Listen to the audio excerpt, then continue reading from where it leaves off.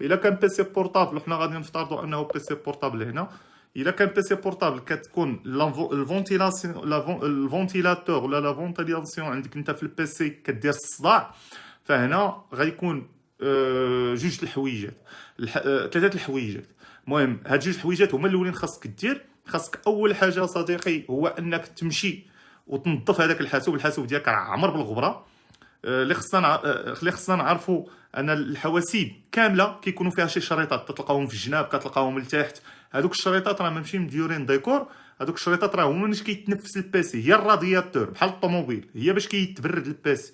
هذوك الشريطات الا انت كنتي كتغطيهم اولا الغبره والخمله ولات كتغطيهم، كتخلي ان البيسي كيولي كيسخن.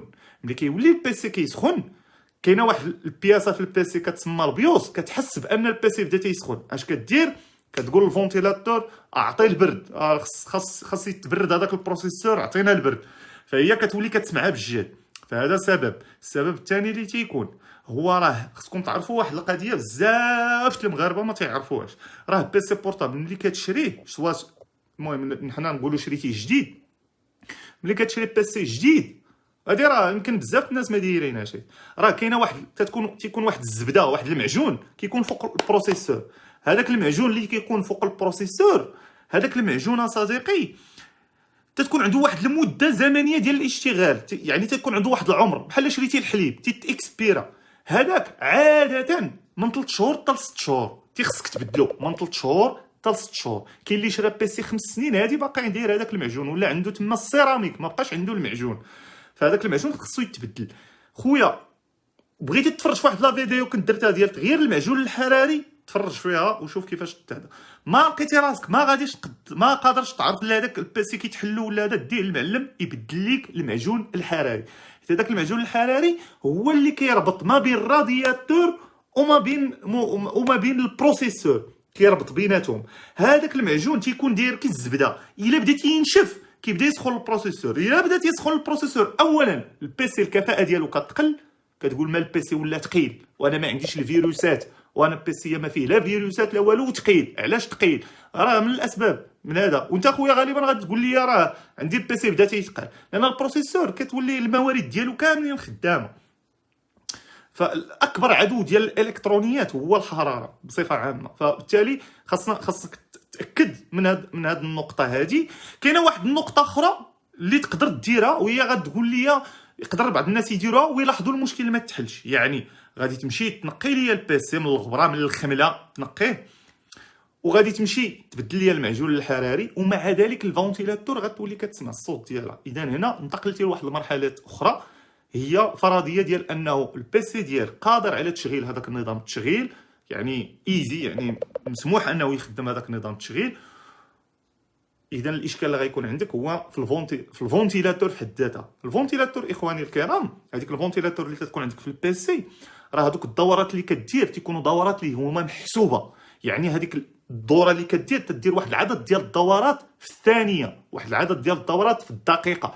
فبالتالي هذوك الدورات انت ما غاديش تلاحظهم بطبيعه الحال الا ما بقاتش كديرهم هذيك الفرفاره بنفس الكفاءه اللي كنت تديرهم. يعني ما بقاتش كنت تدير مثلا 20 دوره في الثانيه، ما بقاش كدير 20 دوره في الثانيه، ولات كدير غير 18 17 15 دوره في الثانيه، كذلك كترفع من درجات، لان ما بقاتش كتبرد كما كانت في الاول، فاختي خصها كذلك انها تبدل.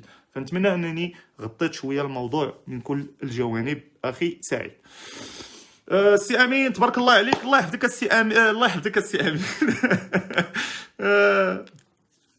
سي عادل خويا امين، عندي ماك بوك قديم بغيت شي ميزاجور جديد اخويا الله يحفظك. الماك بوك اوكي، الماك بوك برو اخويا عندك الميزاجور دابا ما فهمتش انا السؤال مزيان، ولكن البيسي ديالك قديم، راه الماك ديالك قديم، راه قديم، يعني ما كاينش شي ميزاجور غتردوا لك شي حاجه جديده. يعني الماك راه قديم خصك تشري واحد اخر. تهضر لي على السيستيم ديكسبلوطاسيون، تتمشي تتكليكي على التفاحه اباوت، ثم كتمشي تكليكي على ديك البوطونه ديال تتشيكي لي ميزاجور. كاينه شي ميزاجور راه غادي تانستالا، هي لا ميزاجور جديده اللي غادي تانستالا. ما كانش شي ميزاجور جديده غادي تانستالا في البيسي ديالك، في الماك ديالك، سمح لي، راه ما كايناش ميزاجور اللي غادي تانستالا في الماك ديالك. وهنا اخويا الجميل الماك بوك ديالك الا كان قديم بزاف، واخا انا ما عرفتش ما قلتيش لينا اش من دات فاش عندك هذا الماك بوك، فراه غادي خصك انك تبدلوه يا صديقي. شي ابليكاسيون كتخترق الويفي. واخا خويا يونس بالنسبه لاختراق الويفي، مساله اختراق الويفي ابليكاسيون كتخترق الويفي كيكونوا دي زابليكاسيون الا كتهضر على التليفون اللي كيستغلوا بعض الثغرات اللي كاينه ديال دبليو بي اس اللي كيكون في بعض اجهزه الروتر. يعني هاد لي زابليكاسيون صديقي الا كان جهاز الروتر مفتوح فيه هاد البروتوكول هذا كتقدر تخترقه، ولكن اللي خاصك تعرف انه كاع هاد لي روتور الجداد ما بقاش تلقى فيهم هاد البروتوكول محلول، تلقاو سادينو. يعني خاصك انت تدخل للبارامتراج وتاكتيفي، هذه وحده. غير ذلك فمساله اختراق الويفي يا اخي الكريم كيبقى عندك جوج ديال الحلول. لو بغيتي تخترق واحد الويفي تيبقى عندك الحل الاول، وهو اما انك دير هجوم هندسه اجتماعيه ايفل توين اتاك، يعني كتحاول من خلاله انك توهم الضحيه انه بغا يتكونيكتا للويفي ديالو. المهم نشرح لك اكثر. يعني مثلا نتوما الويفي ديال الدار عندكم سميتو سبع، اوكي، سميتو سبع. كيجي الهاكر اش كيدير؟ كيتجامي لك هذيك نقطه الويفي، كيحيدها بحال تيخفيها وكيطلع لك واحد الويفي اخر سميتو سبع. فهمتي؟ انت كتجي تكونيكتا الصباح ولا هذا الراك تتكليكي باك تتكونيكتا في السبع. ملي كتكونيكتا في السبع انت تيسحبك راه مكونيكتي في الويفي ديال الدار. اون فوا كتكليكي كيقول لي تيرو ديريجيك لواحد لاباج تيقول لك راه المود باس. المهم هذيك لاباج يبدعوا فيها الناس اللي كيخترقوا الويفي. كاين اللي تيقول لك راه خاصك تعاود تميزاجوري المود باس للويفي ديالك، كاين اللي تيقول لك راه المود باس للويفي ديالك ريلي انكوريكت، عاود دخل المود باس. انت بنيتك كتشوف هذيك تعاود طبي هذاك المود باس للويفي وكدير انتر. ملي كدير انتر ويلي ما تكونيكتاش تحماق انت واحد شويه. هو اون فوا غير كيوصلوا داك المود باس الويفي ديالك صافي تيطلق لك الويفي ديالك. ملي تيطلق لك الويفي ديالك كيتكونيكتا هو. كاينه واحد الطريقه اخرى اللي اولا كذلك الوالده ديالك مسكينه دابا في الدار مثلا، كتجي الوالده ديالك انت راه موريها تكليكي على ثلاثه البوطونات كتجي هكا هي قال لي المود باس احب امي هو هادشي كاع ما بغيت تكونيكتا تعاود تقاتل معاه هكا شوف لي يا وليدي صافي. انت راه ديك الساعه داك خونا دا المود باس الويفي ديال الدار. هذه الطريقه ديال الايفل توين كتسمى طريقه الايفل توين. غتكتب في يوتيوب ايفل توين اتاك ويفي غتلقى مليون الف شرح كيشرح هذه الطريقه هذه.